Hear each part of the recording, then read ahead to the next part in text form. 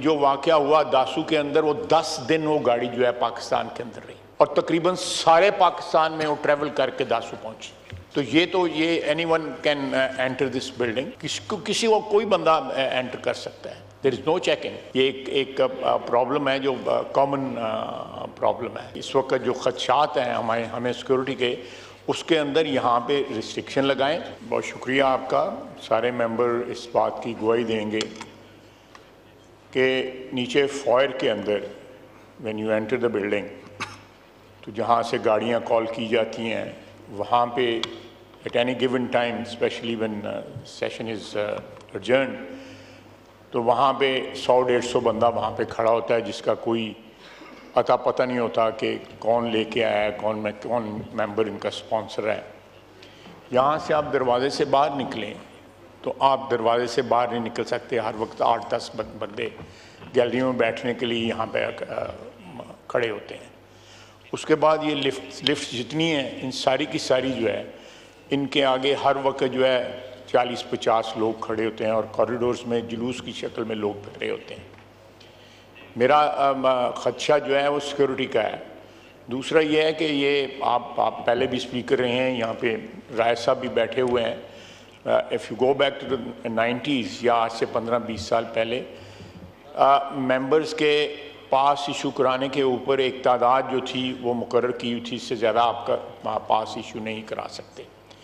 और as early as 92-93 आपको नीचे जाना पड़ता था अपने गेस्ट को ऊपर लाने के लिए जो है।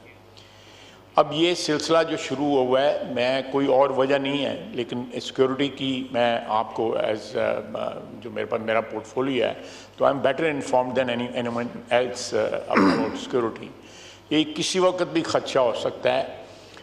मैं आपके साथ शेयर करता हूँ, हाउस के साथ शेयर करता हूँ कि जो वाकया हुआ दासू के अंदर, वो 10 दिन वो गाड़ी जो है पाकिस्तान के अंदर रही और तकरीबन सारे पाकिस्तान में वो ट्रेवल करके दासू पहुंची। तो ये anyone can enter this building, किसी को कोई बंदा एंटर कर सकता है। There is no checking.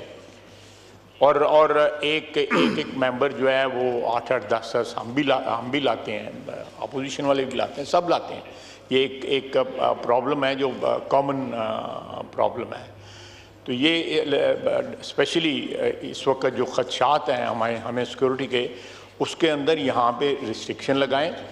उस दिन भी मैंने अपनी तकरीर में कहा 100-125 बंदा बैठा हुआ था, एक ही पार्टी से वो मुंसलिक बंदे यहाँ पे बैठ के नारे लगाए। ये कभी नहीं हुआ कि गैलरी में बैठे हुए लोग जो है वो नारे लगा रहे हैं।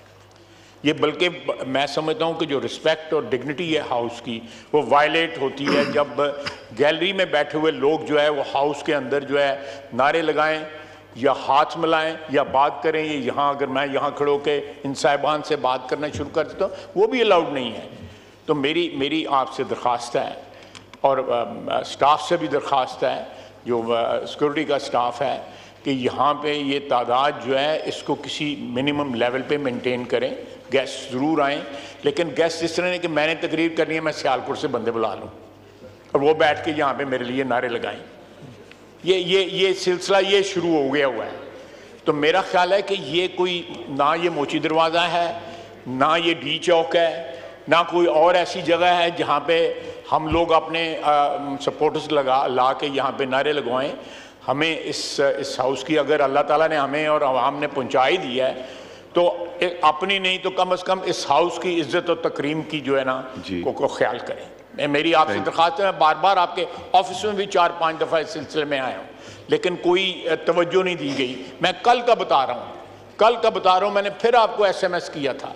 मैं जब नीचे गया हूँ, इंसिडेंटली मैं ये गेट यूज़ करता हूँ, बाकी जो बड़े बड़े लोग हैं यहाँ पे वो पीछे वाला गेट यूज़ करते हैं, तो मैं गेट ये यूज़ करता हूँ, हमेशा से यूज़ करता, और मैं I can see what is happening over here. आप गाड़ी में नहीं बाहर बैठ सकते, इतना रश होता है, गाड़ी में नहीं बैठ सकते आप जो है। और वो वहाँ पे ये जो आपने टिकटॉकर की और दूसरा सोशल मीडिया जो इन्फ्लुएंसर या सोशल मीडिया एक्टिविस्ट जो हैं वो सारे खड़े होते हैं।